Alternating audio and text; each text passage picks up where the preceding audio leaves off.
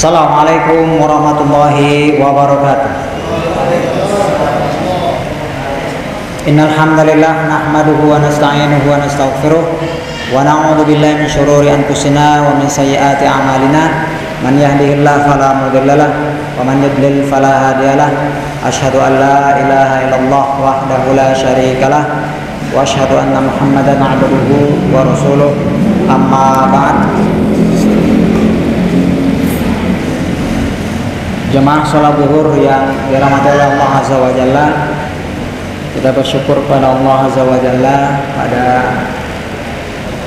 siang hari ini kita bisa melaksanakan kembali kajian kita, melanjutkan kajian kita, tentunya setelah kita melewati rangkaian sholat dan zikir. Kita masih berada di bab keutamaan lapar dan hidup sederhana. Qala al-muallif rahimahullahu taala nafa'anallahu bi'ulumihi amin. Wa an ibni Umar radhiyallahu anhuma qala kunna julusan ma Rasulillahi sallallahu alaihi wasallam idh ja'a rajulun minal ansar fasallama alaihi thumma adbara al-ansari faqala Rasulullah sallallahu alaihi wasallam ya akhal ansar kaifa akhi Sa'ad ibn Ubadah faqala salih faqala Rasulullah sallallahu alaihi wasallam man ya'uduhu minkum faqala man ya'uduhu minkum faqama wa qumna ma wa nahnu bid'ata asyar ma alaina ni'al wala khifaf wala qalanis wala qumus namshi fi tilka sibah hatta ji'nahu fastakhara qaumuhu min haulihi hatta dana Rasulullah sallallahu alaihi wasallam washabuhu alladzina ma'ahu, rawahu Muslim. Hadis ini diriwayatkan oleh sahabat Nabi Muhammad SAW Ibnu Umar radhiyallahu anhuma. Semoga Allah meridhai mereka berdua. Nah, ini mungkin Pak Encep. Sahabat kan radhiyallahu anhu. Kadang radhiyallahu anhu, radhiyallahu anha, radhiyallahu anhum, radhiyallahu anhuma. Nah, ini tadi kenapa radhiyallahu anhuma?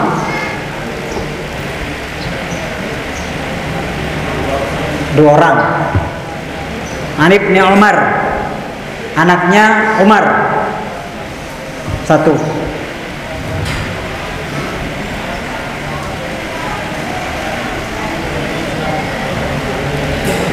Ya. Ini An ibni Umar. Ada berapa orang? Iya. Kalau riwayatnya satu, Abdullah bin Umar. Tapi ketika kita menyebutkannya, kan kita menyebutkan dua sahabat, anak dan bapak. Abdullah anaknya, Umar bapaknya. Jadi Abdullah bin Umar radhiyallahu anhu. Ini adab kita ya kepada para sahabat, dan seperti sudah kita sampaikan, bahwasanya salah satu akidah Ahlussunnah wal Jamaah, pondasi prinsip akidah Ahlussunnah wal Jamaah adalah menghormati para sahabat ya. Para sahabat Nabi. Apa kata beliau? Kata Ibnu Umar radhiyallahu anhuma, suatu ketika kami duduk-duduk bersama Nabi. Ya, biasa kebiasaan sahabat bersama Nabi kan kadang kumpul-kumpul ya. Tapi tentunya kumpulnya kumpul yang bagus-bagus.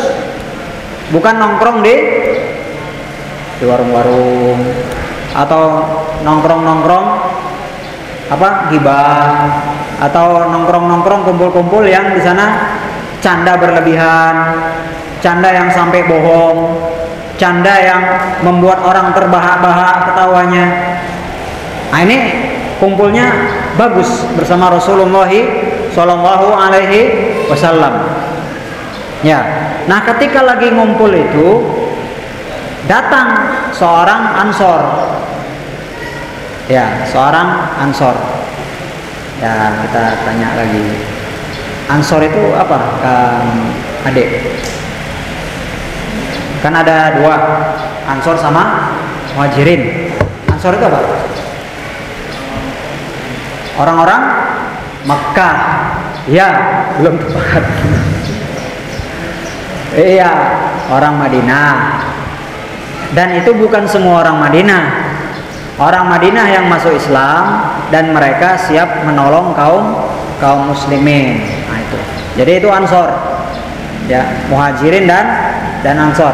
Kita mengingatkan kepada semuanya. Mungkin lupa ya. Muhajirin adalah yang kaum muslimin yang hijrah dari Mekah ke Madinah. Adapun Ansor adalah kaum muslimin yang berada di Madinah dan mereka menolong Nabi Muhammad SAW. Makanya Nabi berangkat ke berangkat ke Madinah karena sudah ada jaminan akan ada yang menerima Nabi nanti di Madinah. Nah, itulah mereka orang-orang Ansor. Nah, di sini dikatakan orang Ansor ini datang melewati apa tadi, kumpulan Nabi bersama dengan sahabat. Ya. Nah, lalu apa yang dilakukan Ansor tadi? Fasallama alaih. Ansor tadi mengucapkan salam kepada sekelompok sahabat bersama Nabi SAW tadi. Nah, ini adab kita, ya, adab Islami, bahwasanya orang yang sedikit ketika menemukan bertemu dengan orang yang banyak, maka siapa yang memulai duluan salamnya? Orang yang sedikit. Ya. Orang yang lebih kecil bertemu dengan yang lebih besar, maka siapa yang duluan yang mengucapkan salam? Yang lebih kecil. Tapi tentunya kita tidak perlu terpatok dengan hadis ini. Wah, sunnahnya kan yang kecil duluan. Lalu kita ketika berhadapan dengan santri, kita nggak mau mengucapkan salam. Sunnahnya kan santri duluan, biarkan dia salam. Nah, ini tentunya juga salah. Tentunya penerapan hadis Nabi SAW yang tidak tepat, tidak benar. Ya, kita selaku pendidik, maka kita harus ajarkan kepada santri-santri kita untuk beradab.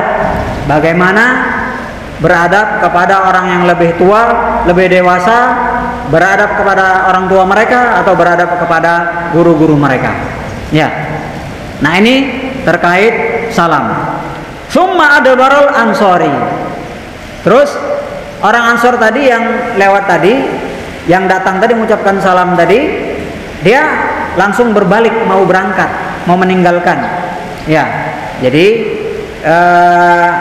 dia datang salam, terus dia mau meninggalkan kumpulan Nabi bersama sahabat tadi.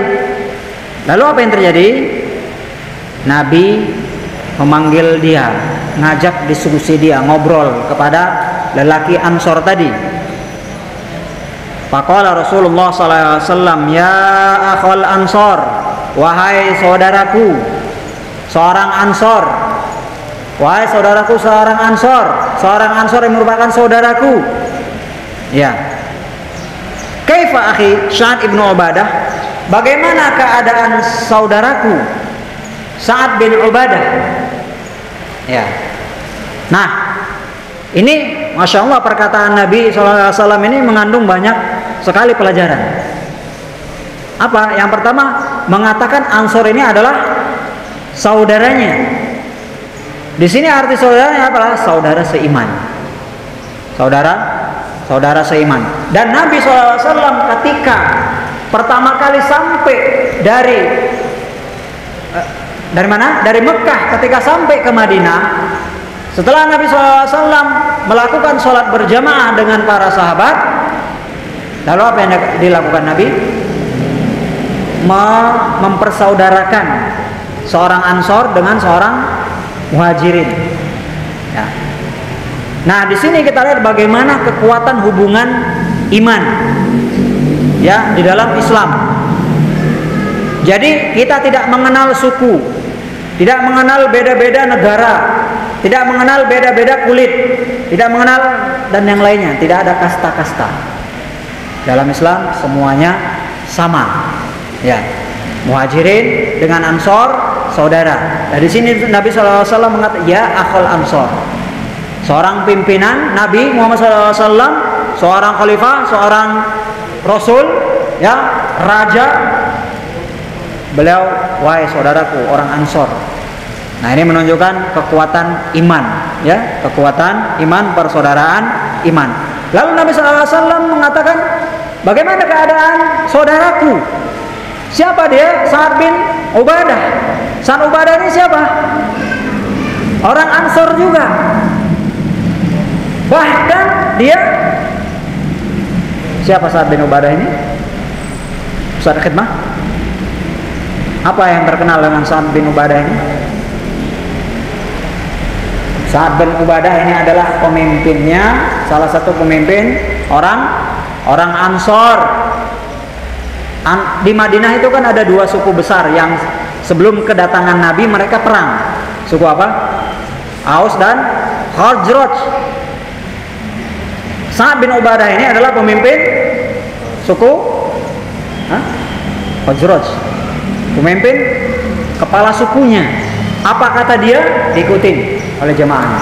Maka oleh anggota sukunya. Maka Masya Allah, ketika kepala suku itu sudah bisa dipegang, maka dakwah akan lancar. Sama seperti kita di Indonesia, di mana yang terkenal dakwahnya itu ada Ustadz Fadlan Karamatan. Beliau dakwah di Papua.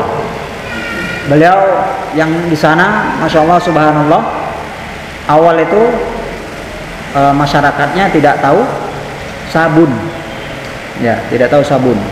Nah, maka Ustadz Fadlan ini mengajarkan mandi pakai sabun. Nah, di sana alhamdulillah ada kepala suku yang bisa dipegang oleh Ustadz Fadlan, hafizahullah taala, dan menerima Islam. Akhirnya banyak orang-orang di Papua yang masuk Islam. Dan Ustadz Fadlan itu ketika cerita, beliau sampai pernah dipanah kena tangannya. Kan biasa di sana pakai panah. Mereka masih pakai panah dan sampai sekarang, ya, masih perang suku juga masih sering. Nah, seperti itu, ya, kepala suku. Sa'ad bin Ubadah ini kepala suku, dan dia alhamdulillah masuk Islam dan siap untuk menjamin Nabi. Suatu ketika Nabi sudah di Madinah, dia sakit. Ya, dia sakit. Maka tentunya Nabi SAW sangat perhatian kepada umatnya. Ya, dia nanya kepada Ansor tadi, nanya kepada suku Ansor. Ya, ini kan sebuah penghormatan. Saudaraku Ansor, kemudian bagaimana saudaraku Sa'ad? Ini menunjukkan Nabi mengajarkan menghargai siapa? Orang Ansor tadi. Dia nanya tentang siapa? Tentang pemimpinnya. Gimana? Tentang Sa'ad. Ya, maka dijawab oleh orang Ansor tadi, soleh. Dia baik-baik saja. Ya, maksudnya dia keadaannya sudah mulai membaik.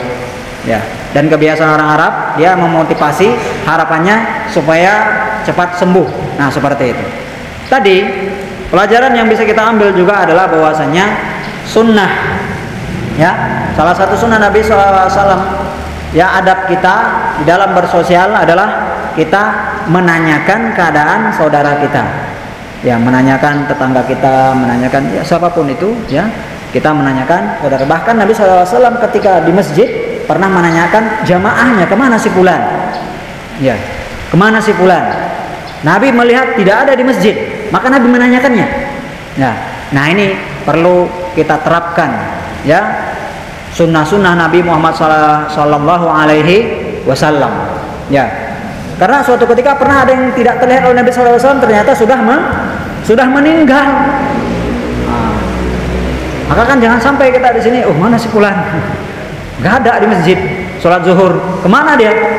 Di Unaisi nggak ada, di Al-Basam nggak ada, kemana? Ya kan gitu.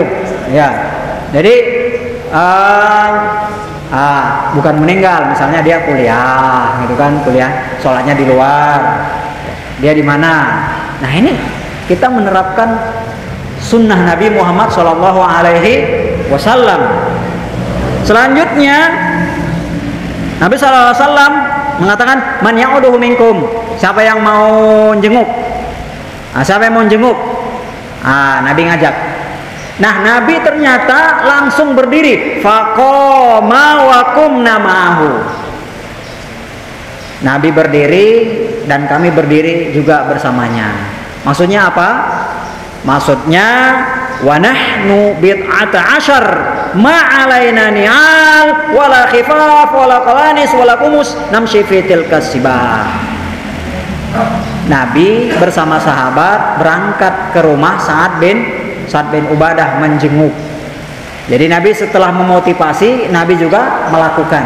Dari sunnah Nabi SAW, dan bahkan sunnahnya, bahkan salah satu haknya seorang muslim adalah, atau kewajiban kita terhadap saudara kita muslim adalah menjenguk yang sakit. Ya, mudah-mudahan ada saudara-saudara kita yang sedang sakit disembuhkan oleh Allah Azza wa Jalla. Nah, Nabi langsung membawa para sahabat mendatangi Sa'ad bin Ubadah.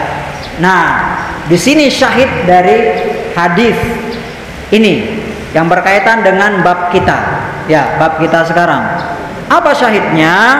Katanya wa nahnu bid'ata asyar. Kami di sana jumlah kami belasan. Bid'ah itu bid'un itu lebih dari 2. Berarti 3 sampai berapa? 9 ke 10 ya, Saudara. Itulah, jadi belasan. 3 sampai 9 ya. Pokoknya lebih dari 1 atau 2. Itu namanya bid'un. 3 sampai 9, belasan. Ya. Nah, kami ketika itu belasan orang. Kami jalan nggak pakai sendal. Ini nggak pakai sendal.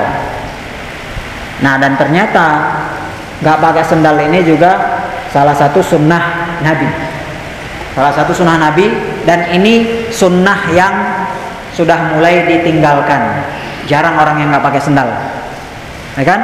Maka sesekali kita nggak pakai sendal, nggak pakai sepatu, jalan ke kantor, jalan ke dapur, jalan ke kelas, sesekali. Dibilang, ini mah apa? Nggak apa-apa, sesekali. Ya, apalagi kalau ada kebutuhan misalnya kan, ya nggak bisa pakai sepatu misalnya, kaki sakit, ya nggak pakai sendal, nggak pakai sepatu misalnya. Ya, di kampung Ustaz Rafiq tuh ada yang qadarullah punya penyakit nggak bisa pakai sendal, jadi nyeker terus sepanjang hari. Ya, jadi ini sunnah yang mulai ditinggalkan adalah sesekali nggak pakai sendal. Maka silakan kita kalau mau nanti sesekali ya nggak pakai sendal kalau jalan ya. Kalau yang olahraga mungkin ada ya olahraga, tapi misalnya kalau kondisi-kondisi normal kita bukan olahraga, dari kelas ke masjid ya, tapi tentunya menjaga kebersihan masjid juga gitu kan. Atau kita misalnya ke dapur atau ke kantor ya nggak masalah ya. Ini sunnah Nabi SAW. Kata Syekh Al-Utsaimin rahimahullahu taala, lubsun ni'al minas sunnah, pakai sendal itu sunnah. Wal ihtifa minas sunnah aidan.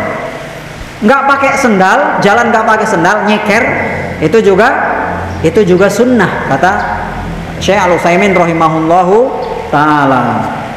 Dan terkait sendal ini ternyata ada juga sunnah adab-adab yang lain.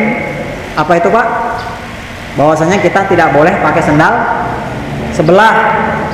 Dilarang Nabi pakai sendal sebelah. La yamshi ahadukum bina'lin wahid. Kalau kita kehilangan sendal misalnya di rak ini, nggak ketemu sendalnya, cuma satu yang dapat, jangan dipakai sebelah, Pak. Dilarang Nabi. Apa solusinya? Wal yun'ilhuma, kalau punya dua-duanya pakai, au yatrukhuma, pakai dua-duanya, atau nggak pakai sama sekali. Jadi kalau cuma satu dapatnya di rak sendal, atau misalnya kita di kantor, ya kan, nggak ada, jangan pakai sebelah, tapi kita nggak pakai sendal. Nah, itu adab dalam menggunakan sendal. Baik. Nah, ini syahidnya tidak pakai sendal, tidak pakai khuf. Apa khuf itu? Sepatu boot, ya, sepatu yang melebihi mata kaki, sepatu yang panjang penutupnya. Kemudian wala kolanis jamak dari kolansuah, nggak pakai penutup kepala. Orang Arab kan suka pakai penutup kepala kan, ya. Kemudian wala kumus, nggak pakai gamis, pakaian pelapis, ya. Gamis itu pelapis di orang Arab, pakaian pelapis, pakaian luar. Jadi ya berarti ada pakaian dalamnya yang tentunya bukan jenis yang bagus, ya. Seperti itu. Komis ini pakaian yang lebih bagus. Namshi fil tilkas sibah. Mereka jalannya itu jalan di sana, kita tahu Arab Saudi gimana kondisi tanahnya? Gurun, ya, gersang, tanah yang tandus. Bayangkan, nggak pakai sendal, nggak pakai tutup kepala, ya kan? Terus baju nggak berlapis, ya. Nah, karena kalau kita lihat sekarang orang Saudi kan suka pakai baju putih, ya kan? Supaya apa? Supaya itu memantulkan matahari. Coba pakai hitam misalnya di sana, tambah kepanasan kan. Nah, ini sahabat bersama Nabi SAW tidak memakai pakaian-pakaian ini, nggak pakai sendal, jalan di tengah tanah yang panas, tanah yang padang pasir. Ya, bayangkan bagaimana Nabi merasakan kesulitan itu. Nah, ini adalah sebuah kesederhanaan dari Nabi Muhammad SAW. Kesederhanaan dari Nabi. Jadi kita nggak usah banyak pikiran, ya, perlengkapan kita dikit, terus banyak pikiran, nggak usah. Nabi aja begitu kan, ya. Segala semuanya, makanan, pakaian, kendaraan, nggak usah terlalu banyak pikiran, ya. Jangan jadi gundah gulana. Nabi aja kayak seperti itu, ya. Dan sahabat seperti itu. Selanjutnya kita percepat, hatta ji'nahu, sampai ke rumahnya. Nah, di sini juga adab setelahnya. Fastakhara qaumuhu min haulihi hatta dana Rasulullah sallallahu alaihi wasallam washabuhu alladziina ma. Ketika itu Nabi udah sampai rumah Sa'ad, apa yang terjadi? Ini adab sahibul bait terhadap doib, tamu. Ini keluarga Sa'ad bin Ubadah ini, dia ketika melihat rombongan Nabi bersama para sahabat sampai kepada rumahnya ingin menjenguk Sa'ad bin Ubadah, mereka menjauh dari Sa'ad, memberi tempat yang luas kepada tamu. Nah, ini adab bagi kita menyambut tamu, ya, agar tamu itu merasa nyaman dan lapang. Ya, tentunya sesuai dengan kondisi rumah kita, ya. Nggak mungkin rumah kita sempit kita luas-luasin kan gitu, malah jadi beban pikiran. Ini juga salah. Sesuai dengan kondisi rumah kita. Ya, kalau sempit, ya usahakan sahibul baitnya mengurangi. Ya, nggak perlu banyak-banyak misalnya. Karena misalnya orang mau ngunjungi orang sakit kan pengen ketemunya sama yang sakit. Kecuali mungkin ada juga yang ngajak bicara atau misalnya yang sakit nggak bisa diajak bicara. Nah, begitulah adab dalam adab sahibul bait terhadap tamu. Jadi para jemaah yang dirahmati Allah SWT, masya Allah banyak sekali manfaat-manfaat atau faedah-faedah yang bisa kita ambil dari hadis Nabi Muhammad SAW tadi, ya, kejadian-kejadian yang terjadi pada zaman Nabi Muhammad SAW, yang salah satu inti hadisnya adalah tadi kita hidup sederhana, mengikuti Nabi Sallallahu Alaihi Wasallam. Apalagi ketika kita tidak berkecukupan, jangan memaksakan diri. Dan apabila kita sudah mendapatkan nikmat yang lebih banyak, kita juga silahkan menggunakannya sesuai kebutuhan. Jangan berlebihan, apalagi menampakkan diri, menyombongkan diri dengan kenikmatan-kenikmatan yang ada pada kita yang ingin terus diperlihatkan kepada orang lain. Barakallahu fikum. Wassallallahu nabiyana Muhammad wa ala alihi wasallam. Subhanakallahumma wa bihamdika asyhadu an la ilaha illa anta astaghfiruka wa atubu ilaik. Assalamualaikum warahmatullahi wabarakatuh.